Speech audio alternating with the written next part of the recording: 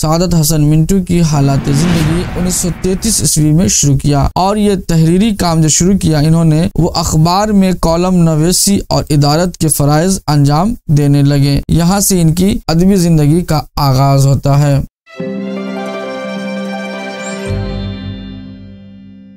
नाज़रीन इकराम, सलाम मसनून, उम्मीद है आप खैरियत से होंगे। आपके अपने यूट्यूब चैनल नूरानी क्लासेस में हम इस्तकबाल खैर मकदम करते हैं। नाज़रीन इकराम, हम लोगों ने अब तक जो जाना है वो है मुख्तसर अफसाना। मुख्तसर अफसाना के बारे में हम लोग जाने और इससे पहले भी हम सआदत हसन मिंटू के बारे में जान चुके हैं। यानी मुख्तसर अफसाना और सआदत हसन मिंटू ये दोनों मौजू पर हमारी गुफ्तगू हो चुकी है। आइए अब हम चलते हैं सआदत हसन मिंटू ने जो अफसाना लिखा है, इसका नाम तोबा टेक सिंह है, इसके बारे में। नाज़रीन इकराम, मैं ये चाहूंगा कि आप अपनी तवज्जो बिल्कुल ही इस वीडियो पर रखें और फिर गौर से इसको सुनते और पढ़ते चलें तो आपको बहुत ज्यादा फायदा होगा। चलिए शुरू करते हैं तोबा टेक सिंह के बारे में। तोबा टेक सिंह अफसाना को लिखने वाले हैं सआदत हसन मिंटू। ये मुख्तसर अफसाना है। शुरुआत यहाँ से सआदत हसन मिंटू ने किया है। बंटवारे के 2-3 साल के बाद, यानी हिंदुस्तान और पाकिस्तान का जब बंटवारा हुआ उसके 2-3 साल के बाद पाकिस्तान और हिंदुस्तान की हुकूमत को ख्याल आया कि अखलाकी कैदियों की तरह पागलों का तबादला भी होना चाहिए। यानी जो लोग जेल में बंद थे उनका तबादला हो गया है, लेकिन अभी भी बहुत से पागल खाने में ऐसे हैं जो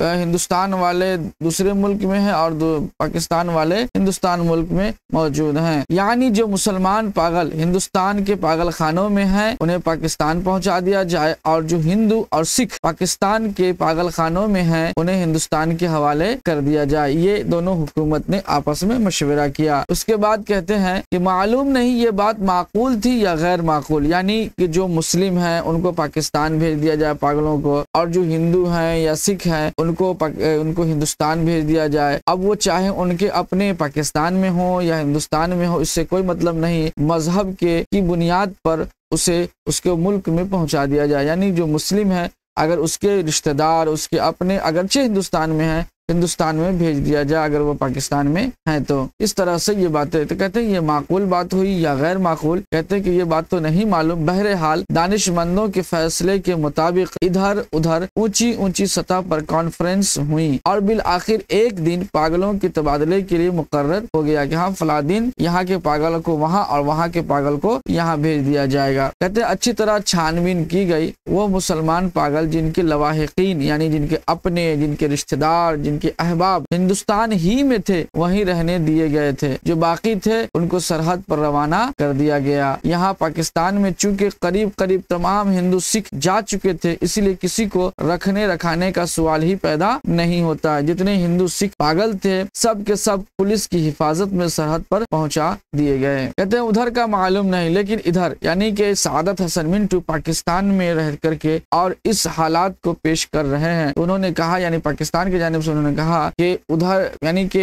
इधर लाहौर जो पाकिस्तान है उनके तरफ से तो कहते हैं कि वो पागल खाने में जो भी थे उसको पहुंचा दिया गया, लेकिन अब हिंदुस्तान की तरफ का क्या हाल है पता नहीं। उसके बाद कहते हैं लेकिन इधर लाहौर के पागल खाने में जब इस तबादले की खबर पहुंची तो बड़ी दिलचस्प चेमी गोइयां होने लगी, यानी आपस में बातचीत होने लगी। एक पागल दूसरे पागल से इस कई तरह की बातें करने लगे। एक मुसलमान पागल जो 12 बरस से हर रोज बाकायदगी के साथ जमींदार पढ़ता था, यानी वो सिर्फ बोलता था जमींदार जमींदार जमींदार जमींदार, बस पढ़ता जाता था। उससे जब उसके दोस्त ने पूछा मौलवी साहब ये पाकिस्तान क्या होता, उसने बड़े गौर व फिक्र के बाद जवाब दिया हिंदुस्तान में एक ऐसी जगह है जहाँ अस्तरे बनते हैं। ये जवाब सुनकर उसका दोस्त मुतमईन हो गया। उसी तरह एक सिख पागल ने एक दूसरे सिख पागल से पूछा सरदार जी हमें हिंदुस्तान क्यों भेजा जा रहा है, हमें तो वहाँ की बोली नहीं आती। दूसरा मुस्कुराया मुझे तो हिंदुस्तानों की बोली आती है, यानी हिंदुस्तानी बोली आती है, बड़े शैतानी आकर के फिरते हैं। एक दिन नहाते नहाते एक मुसलमान पागल ने पाकिस्तान जिंदाबाद का नारा इस जोर से बुलंद किया, यानी ऐसा लगाया कि फर्श पर फिसल गया और गिरा और बेहोश हो गया।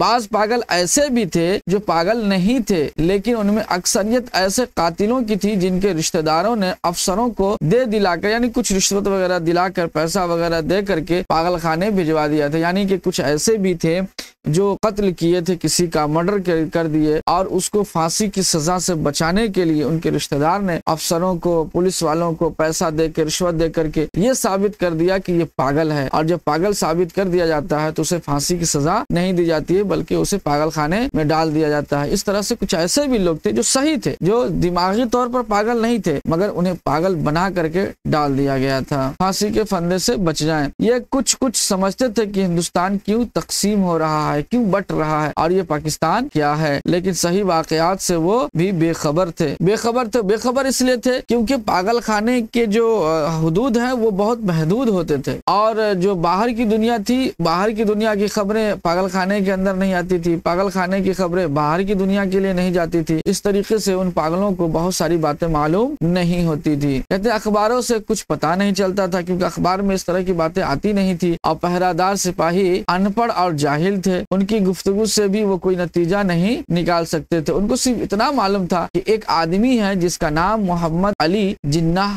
है, जिसको कायद आजम कहते हैं, उसने मुसलमान के लिए एक अलहदा मुल्क बनाया है जिसका नाम पाकिस्तान रखा है। ये कहाँ है, उसका महल्ले वकू कहाँ है, यानी ये पाकिस्तान मुल्क कहाँ है, उसे कहाँ जगह दी गई है, किस तरीके से उसे जमीन का बंटवारा किया गया है, किस सिमत में है, किस रुख में है, ये सब कुछ भी उन पागलों को या पागल खाने में रहने वालों को कुछ भी मालूम नहीं चलता था। उसके मुतालिक वो कुछ नहीं जानते थे। यही वजह है कि पागल खाने में वो सब के सब पागल, जिनका दिमाग पूरी तरह माऊफ नहीं था, यानी कि वो पागल नहीं थे, उस मखमसे में गिरफ्तार, यानी उसी कश्मकश में वो गिरफ्तार थे कि वो पाकिस्तान में है कि हिंदुस्तान में है, ये पागल खाना पाकिस्तान में है या हिंदुस्तान में है, उन्हें खुद पता नहीं चलता था। अगर हिंदुस्तान में है तो पाकिस्तान कहाँ है, अगर हम पाकिस्तान में है तो फिर ये हिंदुस्तान कहाँ है, ये कैसे हो सकता है। वो कुछ अरसा पहले यहीं रहते हुए भी हिंदुस्तान में थे। एक पागल तो पाकिस्तान और हिंदुस्तान और पाकिस्तान के चक्कर में ऐसा गिरफ्तार हुआ, यानी इस घन चक्कर में, ऐसा घन चक्कर में पड़ गया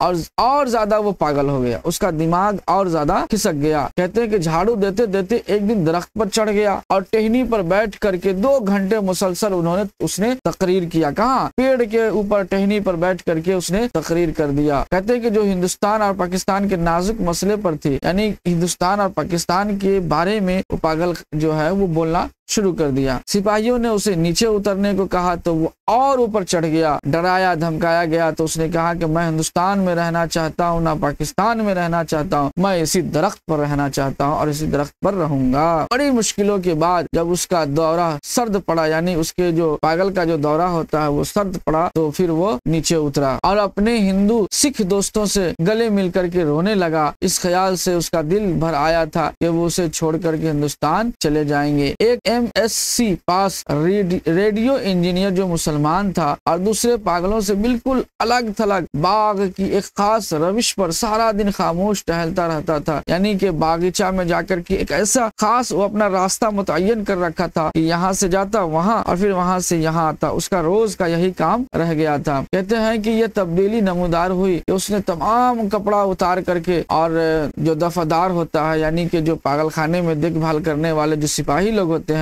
हवाले कर दिया कि लो, और नंगा होकर के सारे बाग में चलना शुरू कर दिया। कहते हैं कि चिनौट के एक मोटे मुसलमान पागल ने, जो मुस्लिम लीग का सरगर्म रुकन रह चुका था, यानी मुस्लिम लीग पार्टी का वो एक सरगर्म रुकन रह चुका था, एक मुतहर्रिक मेंबर रह चुका था, वो अपने और दिन में 15-16 मरतबा नहाया करता था। वो दिन में 15-16 मरतबा नहाया करता था। एक लख्त ये आदत उसने छोड़ दिया। उसका नाम था मोहम्मद अली। चुनांचे उसने एक दिन अपने जंगले में, यानी खिड़की के जंगले से उन्होंने ऐलान किया कि वो कायद आजम मोहम्मद अली जिन्ना है। उसकी देखा देखी एक सिख पागल मास्टर तारा सिंह बन गया। करीब था कि उस जंगले में खून खराबा हो जाता, मगर दोनों खतरनाक पागल करार दे करके अलहदा रख दिया गया, यानी अलग अलग कर दिया गया। लाहौर का एक नौजवान हिंदू वकील था जो मोहब्बत में नाकाम होकर के पागल हो गया था। जब उसने सुना कि अमृतसर हिंदुस्तान में चला गया है तो उसे बहुत दुख हुआ। उसी शहर की एक हिंदू लड़की से उसे मोहब्बत हो गई थी। उसने वकील को ठुकरा दिया था, मगर दीवानगी की हालत में भी वो उसको नहीं भूला था। यानी एक वकील था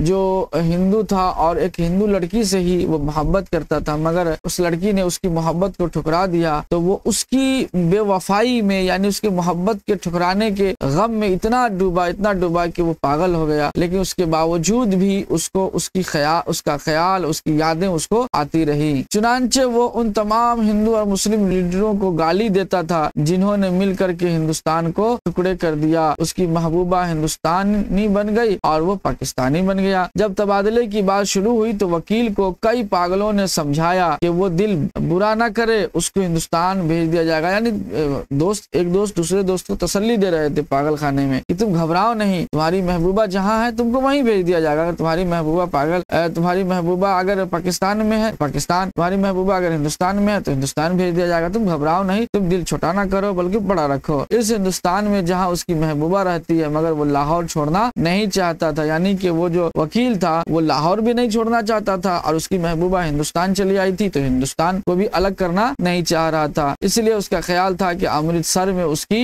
प्रैक्टिस नहीं चलेगी। यूरोपियन वार्ड में यानी कि पागल खानों में भी कुछ यूरोपियन वार्ड थे जिसमें अंग्रेज लोगों को रखा गया था, क्योंकि अंग्रेज भी यहाँ रहते थे तो उसी में कुछ रहते रहते पागल हो गया या कुछ भी, तो उसके लिए एक अलग वार्ड बने हुए थे। अंग्रेजों के लिए एक अलग वार्ड बने हुए थे, विदेशियों के लिए एक अलग वार्ड बने हुए थे, उसमें वो लोग अलग रहते थे। कहते हैं कि यूरोपियन वार्ड में 2 एंग्लो इंडियन पागल थे। उनको जब मालूम हुआ कि हिंदुस्तान को आजाद करके अंग्रेज चले गए तो उनको बहुत सदमा हुआ। वो छुप छुप कर घंटों तक आपस में इस मसले पर गुफ्तगू करते रहते कि पागल खाने में अब उनकी हैसियत किस किस्म की होगी, क्योंकि अंग्रेज चले गए, अब अंग्रेज नहीं है तो इन लोगों को कौन मानदान करेगा। यूरोपियन वार्ड है, गाया उड़ा दिया जाएगा। कहते हैं ब्रेकफास्ट मिला करेगा या नहीं, क्या उन्हें डबल रोटी मिलेगी कि नहीं, बेजाय बर्डी इंडियन चपाती तो जहर मार नहीं करना पड़े, ये वगैरह वगैरह। मतलब अपने खाने के मसले पर वो लोग अपने बात करते थे। एक सिख था जिसको पागल खाने में दाखिल किए हुए 15 साल हो चुके थे। हर वक्त उसकी जबान से एक अजीबो गरीब अल्फाज सुनने को मिलते थे। क्या अल्फाज थे? तो ऊपर दी, गड़गड़ दी, एंकिस दी, विधियाना दी, मंग दी, दाल ऑफ दी, लालटेन, ये इतना लफ्ज वो बोला करता था। दिन को सोता था और न रात को, यानी दिन में भी नहीं सोता था,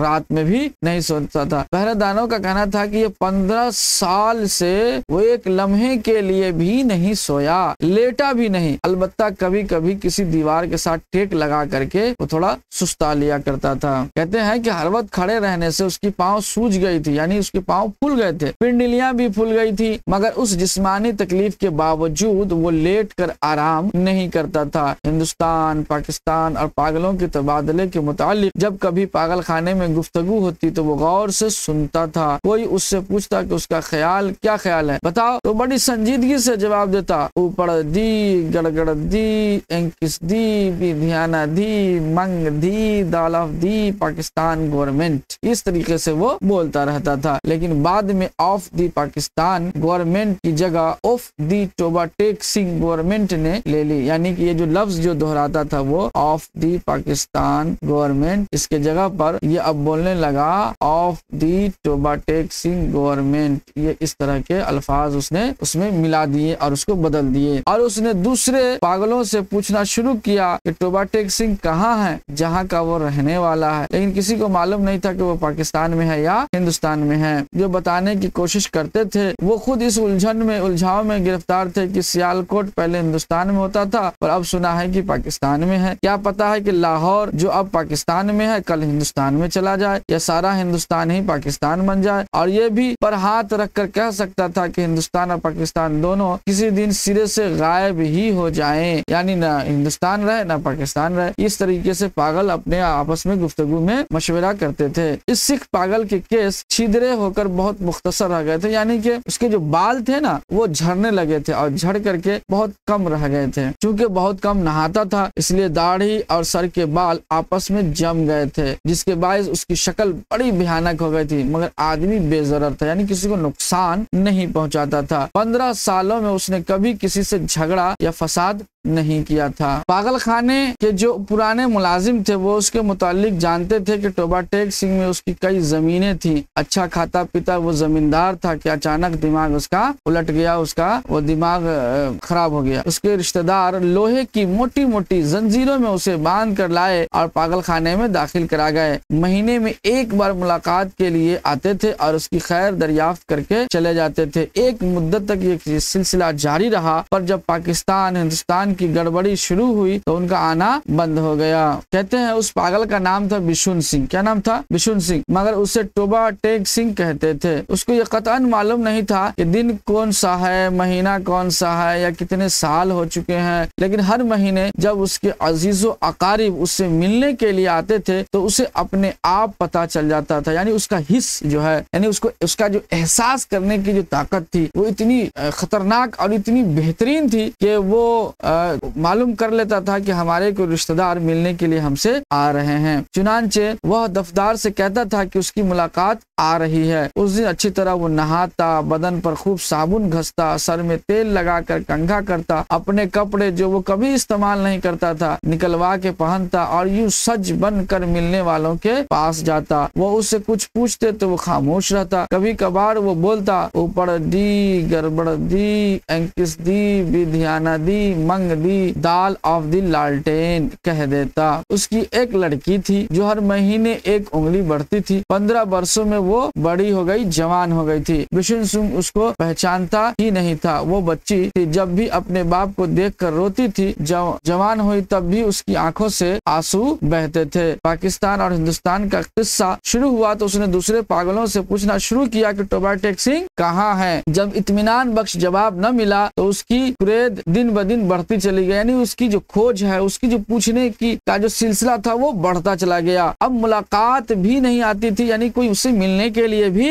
नहीं आता था। पहले तो उसे अपने आप पता चल जाता है, पहले तो उसे अपने आप पता चल जाता था कि मिलने वाले आ रहे हैं, पर अब उसे जैसे उसके दिल की आवाज ही बंद हो गई थी जो उसे उनकी आमद की खबर दे दिया करती थी। यानी उसका जो एहसास की जो ताकत थी वो कम हो गई और उसे फिर ये मालूम नहीं चलता था कि उससे कोई मिलने के लिए भी आ रहे हैं। उसकी बड़ी ख्वाहिश थी कि वो लोग आए जो उससे हमदर्दी का इजहार करते थे और उसके लिए फल, मिठाइयाँ, कपड़े लाते थे। वो अगर उनसे पूछता कि टोबा टेक सिंह कहाँ है तो यकीनन उसे बता देते कि पाकिस्तान में है या हिंदुस्तान में, क्योंकि उसका ख्याल था कि वो टोबा टेक सिंह ही से आते हैं जहाँ उसकी जमीनें हैं। पागल खाने में एक पागल ऐसा भी था जो खुद को खुदा कहता था। उससे जब एक रोज बिशुन सिंह ने पूछा कि टोबा टेक सिंह पाकिस्तान में है या हिंदुस्तान में है तो उसने हस्ब आदत कहा लगाया, यानी खूब जोर से हंसा और कहा कि वो पाकिस्तान में है न हिंदुस्तान में है। उसके लिए हमने अभी तक हुक्म नहीं दिया है कि वो कहाँ जाए, हिंदुस्तान में जाए या पाकिस्तान में जाए। बिशुन सिंह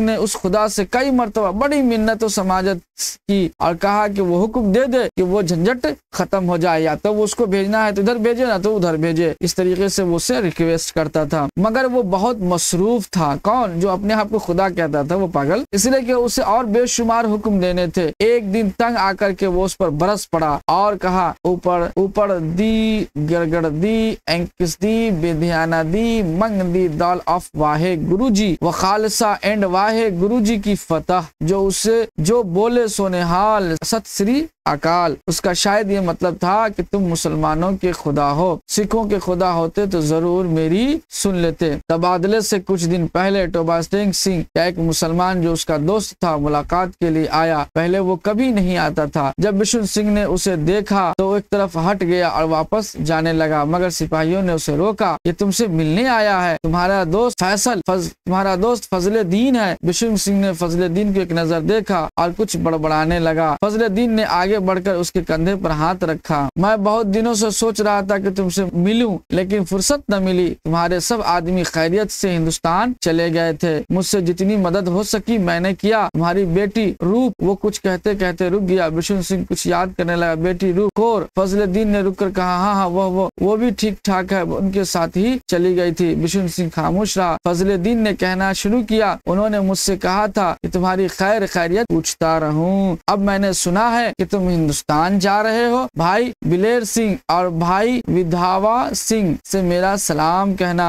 और बहन अमृत कौर से भाई बिलियर से कहना कि फजलुद्दीन राजी खुशी है। वो भोरी भैंसे जो वो छोड़ गए थे उनमें से एक ने कट्टा दिया, यानी एक ने बच्चा दिया है, दूसरी की कट्टी हुई थी पर वो 6 दिन के होके मर गई। और मेरे लायक जो खिदमत हो कहना, मैं हर वक्त तैयार हूँ। और ये तुम्हारे लिए थोड़े से मरौंडे लाया हूँ। मरौंडे यानी कोई खाने की चीजें होंगी। बिशुन सिंह ने मरौंडों की पोटली लेकर पास खड़े सिपाही के हवाले कर दी और फजलुद्दीन से पूछा, टोबा टेक सिंह कहाँ है? फजलुद्दीन ने कुदरत हैरत से कहा कि कहाँ है? ये वही है जहाँ था। बिशुन सिंह ने फिर पूछा, पाकिस्तान में है या हिंदुस्तान में? हिंदुस्तान में नहीं पाकिस्तान में। फजलुद्दीन बुखला सा गया। बिशुन सिंह बड़बड़ाता हुआ चला गया। ऊपर दी गड़गड़ दी एंकिस दी बिधियाना मंग दी दाल ऑफ दी पाकिस्तान एंड हिंदुस्तान ऑफ दी ड्रफ्टे मुंह। तबादले की तैयारियां मुकम्मल हो चुकी थी। इधर से उधर और उधर से इधर आने वाले पागलों की फहरिस्तें बन गई थी और तबादले का दिन भी मुकर्रर हो चुका था। सख्त सर्दियां थी जब लाहौर के पागल खाने में हिंदू सिख पागलों से भरी लारियां यानी गाड़ी पुलिस के मुहाफिज दस्ते के साथ रवाना हुई। मुतअल्लिका अफसर भी हमराह थे।